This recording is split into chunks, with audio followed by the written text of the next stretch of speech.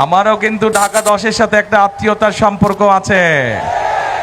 এই মুহূর্তে বিএনপির একমাত্র পরিকল্পনা আছে কিভাবে কৃষকদেরকে কৃষি কার্ড দেওয়ার মাধ্যমে কৃষকদের পাশে দাঁড়াবে, ঠিক যেভাবে আমরা বাংলাদেশের সকল মায়েদের বা গৃহিণীদের পাশে ফ্যামিলি কার্ড নিয়ে দাঁড়াবো। আপনারা সবাই তো ঢাকা 10-এর অধিবাসী, তাই না? আমারও কিন্তু ঢাকা 10-এর সাথে একটা আত্মীয়তার সম্পর্ক আছে, জানেন তো নাকি? আমিও কিন্তু আপনাদের এলাকারই বলা যায় অর্ধেক অধিবাসী, এই ধানমন্ডির। আচ্ছা, এখন ভাইরা, উপস্থিত মা বোনেরা, আজকে এই যে নির্বাচনী জনসভা, এই নির্বাচনী জনসভায় আমরা অনেক কথা বলতে পারি আমাদের রাজনৈতিক প্রতিপক্ষ সম্পর্কে, অনেক কথা আমরা বলতে পারি বিভিন্ন জন সম্পর্কে, কিন্তু যদি আমরা এদের সম্পর্কে শুধু বলে যাই তাতে কি জনগণ বা দেশের কোনো লাভ হবে? জনগণের দেশের লাভ হবে না। জনগণ বা দেশের কি লাভ হবে?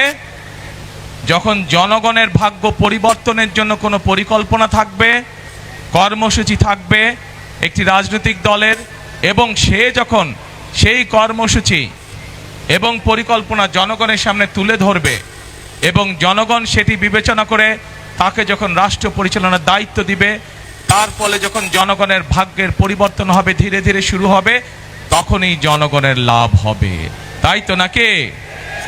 এই মুহূর্তে বাংলাদেশে যেই রাজনৈতিক যতগুলো দল আছে তার মধ্যে আপনারা চিন্তা করে দেখুন, বাংলাদেশের মধ্যে একমাত্র এই মুহূর্তে বিএনপি, বাংলাদেশ জাতীয়তাবাদী দল, তারাই কিন্তু বাংলাদেশের নারীদের কিভাবে স্বাবলম্বী করে গড়ে তুলতে চায়, কিভাবে তাদেরকে শিক্ষিত করে গড়ে তুলতে চায়, সেই কর্মসূচি এবং পরিকল্পনা আছে। এই মুহূর্তে বাংলাদেশে যতগুলো রাজনৈতিক দল আছে তার মধ্যে বিএনপি একমাত্র রাজনৈতিক দল যাদের পরিকল্পনা আছে এই দেশের তরুণদেরকে, এই দেশের যুবকদেরকে, যারা বিশেষ করে বেকার আছে বা কর্মসংস্থানের অভাব আছে, তাদেরকে কিভাবে প্রশিক্ষণের মাধ্যমে দক্ষ মানুষে পরিণত করে তাদেরকে কর্মসংস্থানের ব্যবস্থা করে দিতে পারবে। প্রিয় ভাই বোনেরা, বাংলাদেশ একটি কৃষি প্রধান দেশ। আমাদের কোটি কোটি মানুষ কৃষি পেশার সাথে জড়িত, নারী পুরুষ সবাই।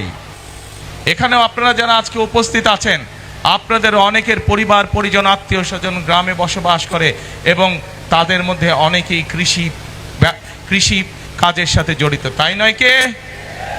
আপনারা হয়তো প্রত্যক্ষ নাহলে পরোক্ষ অনেকভাবে অনেকের জায়গা জমি আছে, আপনারা পরোক্ষভাবে হলেও কৃষিকাজের সাথে জড়িত।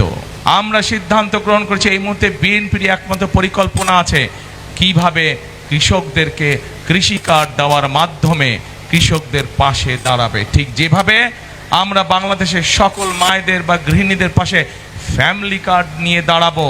ফ্যামিলি কার্ডের মাধ্যমে যেভাবে আমরা প্রান্তিক খেটে খাওয়া যে মারা আছেন, গৃহিণীরা আছেন, তাদেরকে আমরা সারা বাংলাদেশ গ্রাম শহর সব জায়গায় তাদেরকে যেভাবে আমরা স্বাবলম্বী করে গড়ে তুলতে চাই, ঠিক একইভাবে কৃষক ভাইদেরকে কৃষি কার্ড দেওয়ার মাধ্যমে, তাদেরকে সহযোগিতা করার মাধ্যমে আমরা তাদেরকেও স্বাবলম্বী করে গড়ে তুলতে চাই।